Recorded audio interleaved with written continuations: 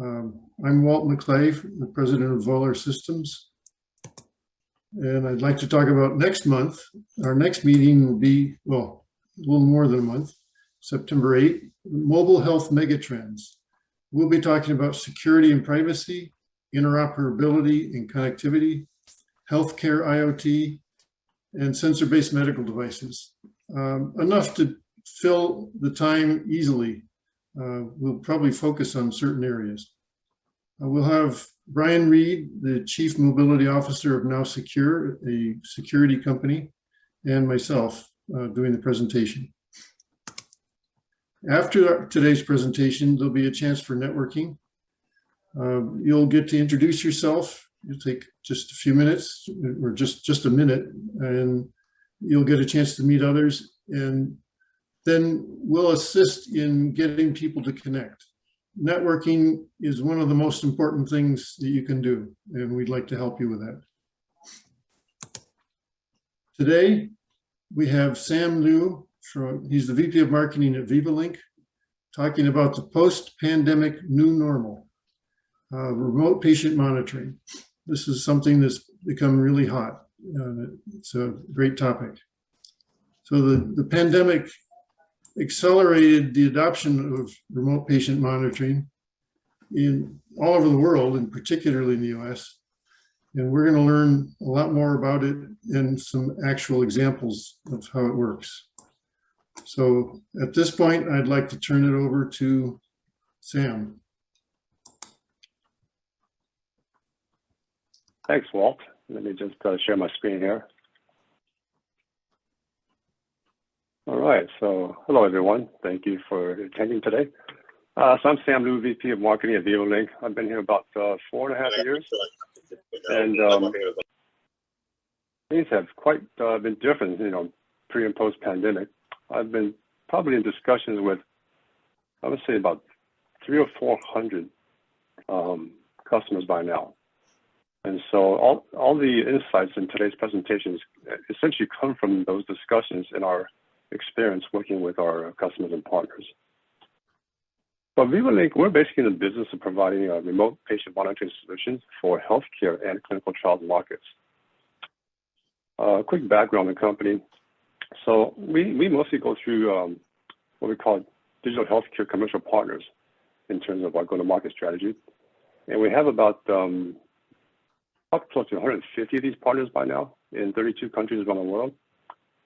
We are a medical device company with the FDA, CE, and NMPA clearances. But we also provide data services in the cloud, which are HIPAA and GDPR compliant. And we're based in California. So VivaLink's flagship product is something called the Biometrics Data Platform. You could think of it as Amazon Web Services for RPM. What we've done is we've integrated and abstracted medical wearable sensors, edge to cloud networking technologies, and also data services in the cloud to create a platform that is pretty much application agnostic. It's designed to help our digital healthcare partners quickly deploy applications in different vertical markets. This helps them get to market faster and lower their development costs, and also not have to deal with many of the regulatory issues associated with, especially the hardware side. So when you think about RPM, you have to understand what's the motivating factor driving RPM. And it's different for different markets and also different depending on what your user profile is. So we serve two primary markets. One is healthcare, which is the actual patient care delivery side. And the other one is clinical trials, where it's largely focused on therapeutics and drug development. But also the actual audience is different between the clinician versus patient. So if we look at the healthcare market first and what's driving that, from the clinicians or the organization standpoint, it's about being able to increase their patient reach. Both patients that may not have been accessible because they're in such rural locations, or patients that aren't very good at doctor visits, and so they can reach them more easily over remote monitoring. Increasing care efficiency is also a big one. It's certainly more efficient to do things online than having to go in person. RPM will lower long-term costs. However, in the near term, there might be an increase in costs because in the interim, while you're onboarding new technologies, you still have to do the same things you're doing right now. So in the near term, it's an incremental cost. But as you start to integrate that into a new process, you can see cost reduction in the long term. Certainly compared to conventional care, using the more expensive hospital equipment, RPM technologies are much cheaper. And then also a new revenue source. There's now many reimbursement codes set up for RPM in the US. And so a lot of the healthcare providers are looking at these new codes as a way to increase the revenue source. Now, in the other markets that we see internationally, there's different drivers, and the funding for the new revenue sources may come from other places. Okay, so if you're a patient in the healthcare space, the motivating factor, the logistical convenience for sure. Personally, I've experienced that. I've recently did a telehealth visit that took 15 minutes total, whereas in the past I would have driven an hour, round trip, just for a 15-minute, basically face-to-face discussion. So logistically, it's a big advantage. Also, some patients, it's just easier access to care. People who may not have approached care may do so now because it's much easier. And it's lower cost options for the patients. Also, as you start to use RPM in a more proactive way, it'll increase your preventive care, right? To simply avoid diseases rather than wait until symptoms happen to get care. Now, if we look at the pharmaceutical clinical trial side, so there the motivating factors for sponsors is faster and more flexible patient recruitment. Patient recruitment is probably the biggest cost and gating factor accelerating a drug trial. Right? And so that's a big one, especially since the pandemic. We've seen a pickup in this area because during the pandemic, a lot of trials got stalled or postponed because it was difficult or not feasible for the participants to visit the clinics. And so you saw a lot of RPM sort of interest and adoption because of that. With RPM and with certain technologies like continuous monitoring, you now have access to better data, certainly more data, but more importantly, better data, which helps with your drug development. And with that, you can also increase safety with your drugs. For the patients, it's twofold. For some patients, it's access to novel therapies. If you have a disease that's not easily treatable by conventional means, there's a number of novel therapies available now. And with RPM, it makes it easier to participate in some cases. The other motivating factor is that patients, they get paid for clinical trials. And yes, some of them do it for money. So that's another motivating factor driving this kind of adoption. Now, for RPM to be successful, it's all about the patient. You have to understand all the situations that goes into what a patient has to go through to adopt RPM. Sometimes it's physical, sometimes it's mental. It could be their, logistical challenges based on where they live. It could be their daily schedule and lifestyle. How conducive is it to the use of RPM technologies? But this is the critical key to success right here: is patients and their ability to adopt RPM. We did a survey recently with a number of clinical trials customers and asked them what are the top concerns with RPM. And patient adherence is number one. This is pretty consistent, whether it's clinical trials or healthcare. Right? If the patients don't use it, then RPM doesn't work. So when you're delivering a solution to market, you have to think about the patient first and then work your way back to make sure that they actually use the product.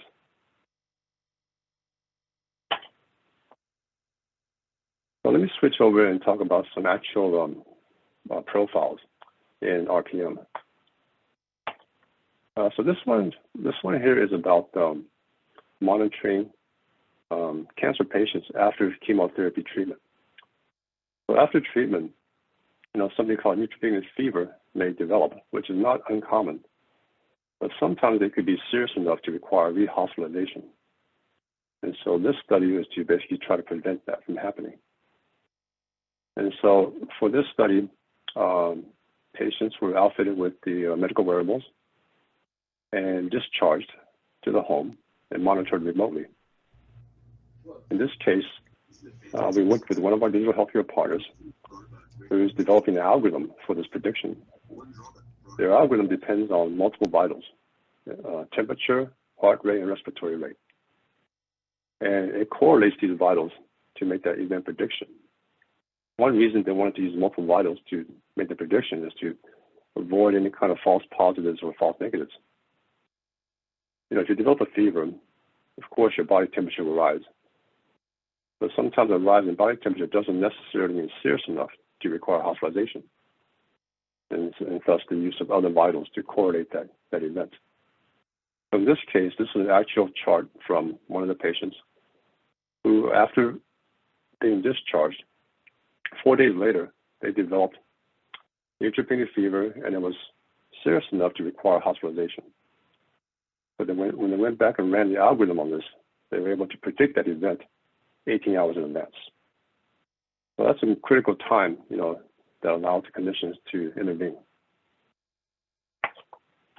This next example is, I think this is probably the largest AF study using continuous medical wearables, such as the ECG patch that VivaLink has. This is a 3,000 patient 10-year study. I believe we're in year 3 or 4 at this point. And this is a long-term protocol.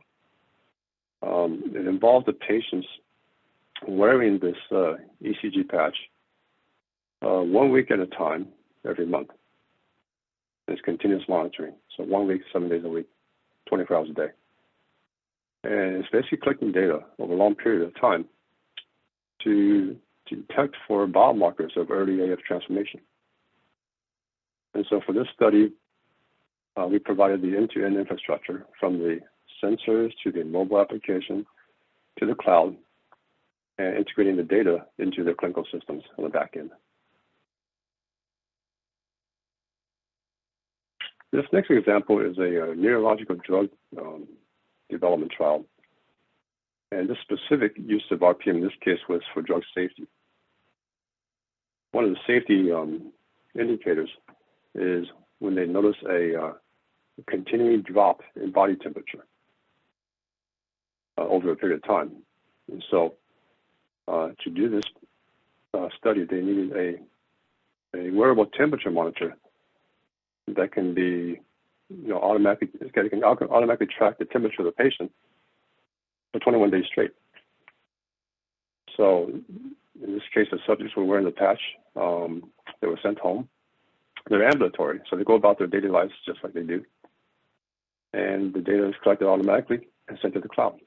And from there, it was integrated with one of our partners, CRO companies, that does the trend analysis and the reporting. And this system, the setup is very similar to the previous one, in the sense that, in most RPM environments that involves medical wearables, you have the sensors that are largely Bluetooth enabled, sometimes they're LTE, and then the sensors talk to some kind of a gateway device. In most cases, is the phone, and then from there it goes to the cloud. This next one here is a pulmonary hypertension study, and they wanted to check the effects of a therapy in terms of the effects on the heart rate. So they had a protocol called the 6-minute walk test. And the solution here was to use the wearable patch to detect the heart rate before, during, and after this routine, which is called 6-minute walk test. It's essentially a test to see how far you can walk in 6 minutes. Now, in this case, it was done within a clinic using RPM technologies.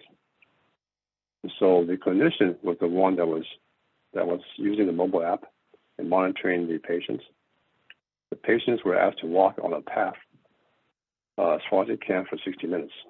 Now, during this time, the patients may be out of network range with the clinician, meaning the sensor's Bluetooth connection may be out of range of the mobile device that the clinician has.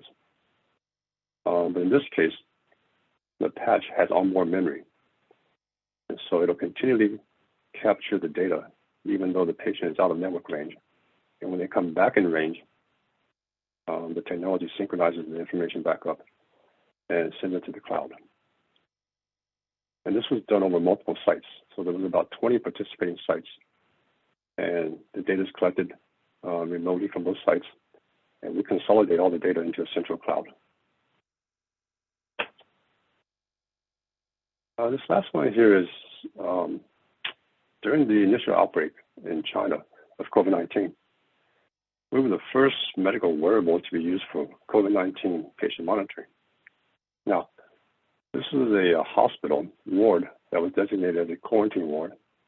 And even though it's on premise, they used RPM technologies in order to have patients being remotely monitored from other locations inside the hospital. Because prior to this, quarantine patients, they were put in different rooms, but the nurses still had to go to each patient about 3 or 4 times a day to manually capture temperature, which would increase the chance of exposure quite a bit. So they outfitted the patients with the temperature sensor. It was connected through a Bluetooth Wi-Fi router at a ratio of about 1 to 6. So it's 1 router for 6 patients. And the data is sent to a central location so that it can be managed and monitored using a dashboard at the nursing stations.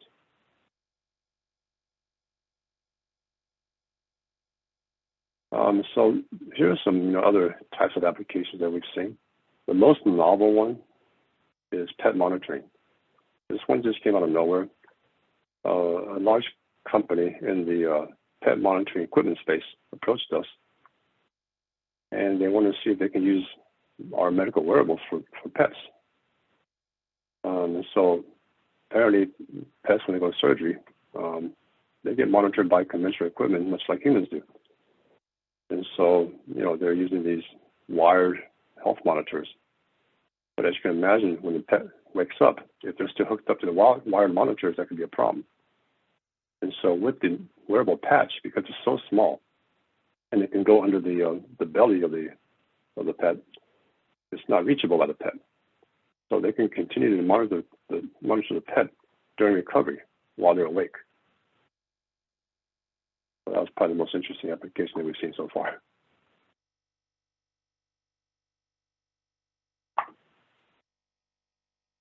So back to you, Walt.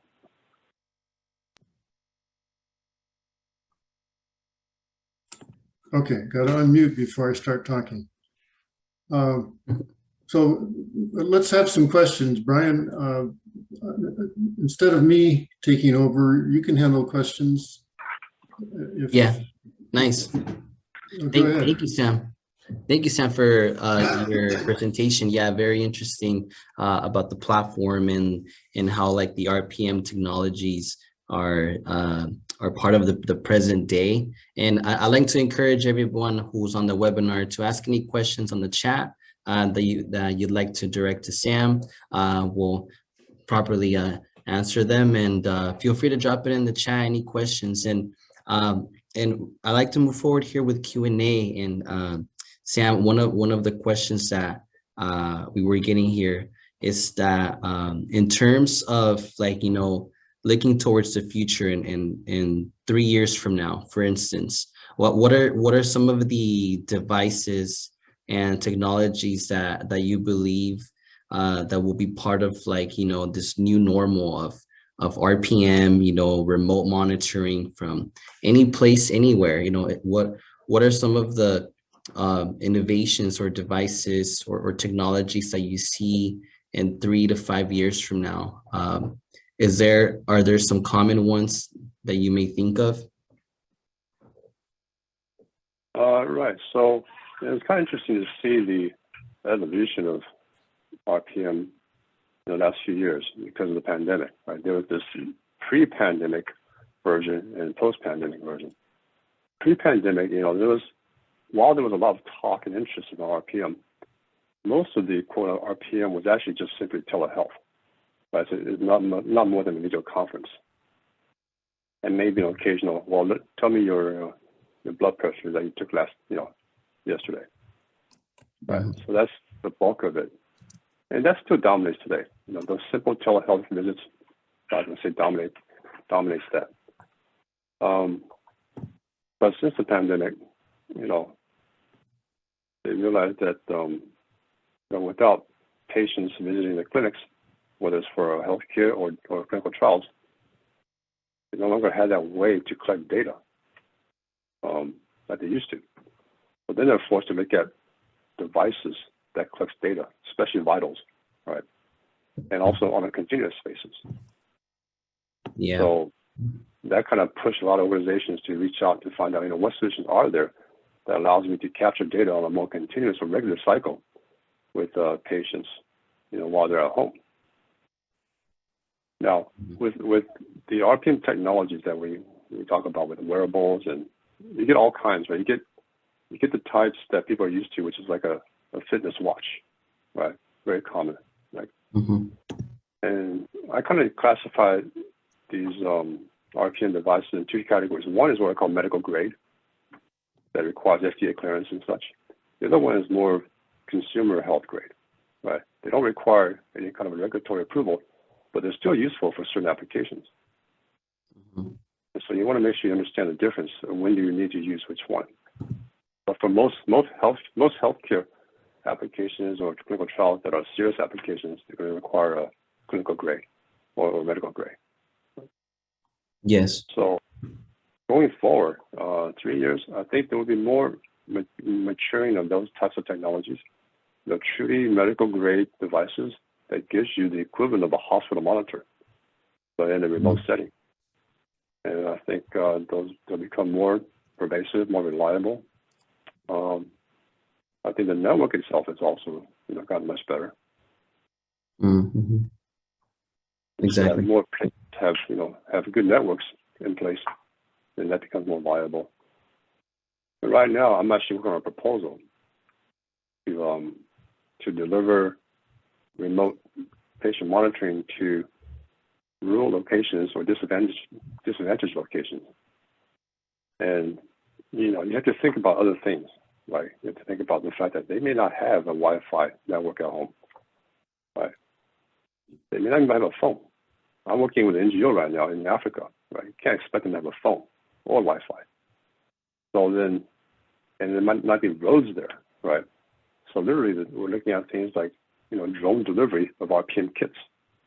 We can put together a kit that weighs no more than about 2 pounds, which can easily be picked up by a drone and delivered remotely. It's kind of a novel thing, right? And I don't know what the business model would be yet, but the fact that we can do that, right, and actually do it in a way that works, that's pretty amazing. So, I think those teams will start to evolve over time and become more mature.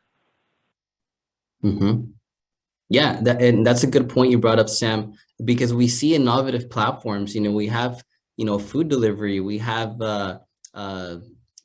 commuting transportation. So why not have it in the health industry area as well? And when it comes to RPM, and that leads to an interesting question here as well from an attendee.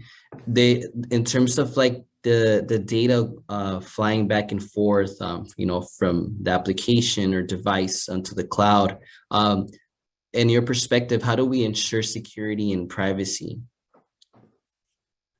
Well, data over the internet it's been around forever, right? The financial industry has already addressed that.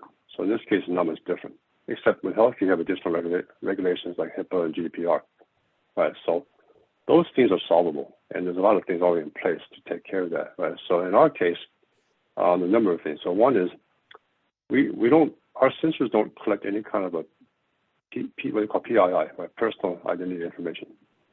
It's all raw data and sensor ID. Any correlation between the actual patient and the data is done in the clinical application, which is in control by the sponsors or the healthcare organizations. And they certainly have their own privacy and security systems in place, right, to protect the patient information. But most of the data flying back and forth from our sensors, at least, is just unidentifiable data. So that's one thing. The other thing is that we have encryption, right? So on top of that, it's encrypted. Right? So if you have de-identified data that's encrypted, sent to a secure server, that's about as tight as you can get, probably. Mm-hmm. Makes sense. But that part is actually solvable. There's like bigger challenges to me are sometimes like regulatory or financial, right? And what I've seen is that post-pandemic, so before the pandemic, if I got a call from a client from, let's say, some developing country, right?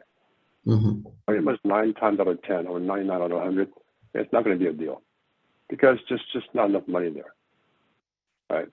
But since the pandemic, what we've seen is countries at a government level are stepping in, country by country, and there's government funding opening up to support RPM.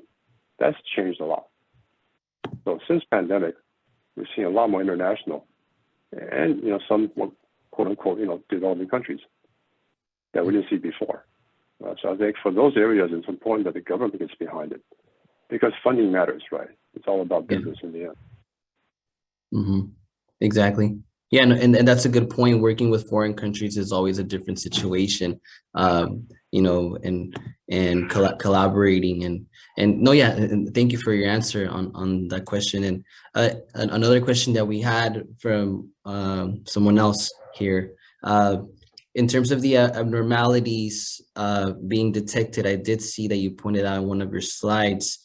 The abnormalities are detected within the 18 hours of on a patient. Do you think there will be a much earlier detection in the near future, or is there one already? So that example is a company that's in the process of developing the algorithm. So it's not. It still has ways to go, but it's an example of the novel applications that's coming out because of RPM. So a lot of the AI or ML, machine language work that's being done around therapeutics or diagnostics or prediction, they require volumes of data, right? Just like self-driving cars do. And without RPM, there was no feasible way to collect volumes of data from actual patients. You're not going to have the kind of budget to have patients go to the hospital and continue to collect data for days on end, right, or months. But with RPM, it's more feasible. You can get the kind of, not just volume, but the kind of quality volume data that you need to tune all these algorithms that's going on, that's being developed. And RPM is a big enabler because of that. Makes sense. Yeah. Awesome. Yeah. But yes, predictions will get better. They will get better over time, definitely, because the algorithms will get better over time as they ingest more quality data.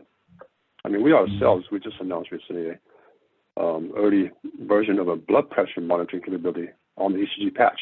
That's a pretty novel approach. Blood pressure monitoring on ECG patch. It's also AI ML based, and data collection is a key part of that. So. Yeah, and that'll be interesting to see, how it all unfolds, down the line with these kind of technologies that are very close to, the human body and the condition of a person. And we have another question here from Malcolm. Do you see RPM taking over patient monitoring within hospitals? No, I don't think so. I think it's going to be complementary to in-hospital patient care. I think, yes, some applications of in-hospital may start to go, remote. Like, the 15-minute conversation with a doctor. Do you really need to be in the office for that? In most cases, probably not.